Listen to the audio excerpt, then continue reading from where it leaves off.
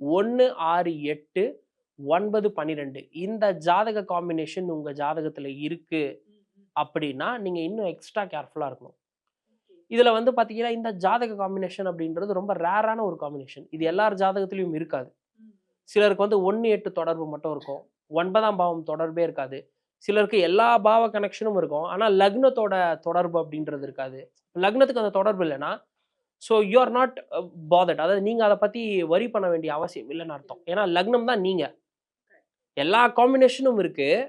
ஆனா உங்களோட லக்னம் அதுல சம்மந்தப்படலை அப்படின்னா அது அப்படி உங்க பக்கத்துல நடக்கும். நீங்க அப்படியே ஜஸ்ட் மிஸ்ல தப்பிச்சுப்பீங்க. ஸோ இதுதான் வந்து அந்த ஜாதக அமைப்பு அப்படின்னு சொல்லி சொல்றது.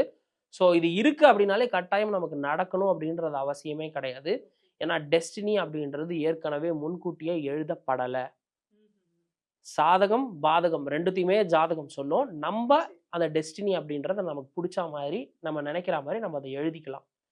இதுதான் மரபணு ஜோதிடத்தோட ஒரு ஒரு ஒரு கோர் மெசேஜ் அப்படின்னே சொல்லலாம். இப்போ ஜென்ரலா ஜாதகம் அப்படின்னாலே அது எதுக்கு அப்படின்னு மக்கள் பார்க்குறாங்க அப்படின்னா எதிர்காலத்தை தீர்மானிக்கிறதுக்கு இல்லை எதிர்காலத்தை முன்கூட்டியே தெரிஞ்சுக்கிறதுக்கு அப்படின்னு சொல்லி மக்கள் நினைக்கிறாங்க. பட் ஆனால் மரபணு ஜோதிடத்தோட அப்ரோச் அது கிடையாது. நாங்கள் ஜாதகத்தை அப்படி பார்க்கவும் இல்லை.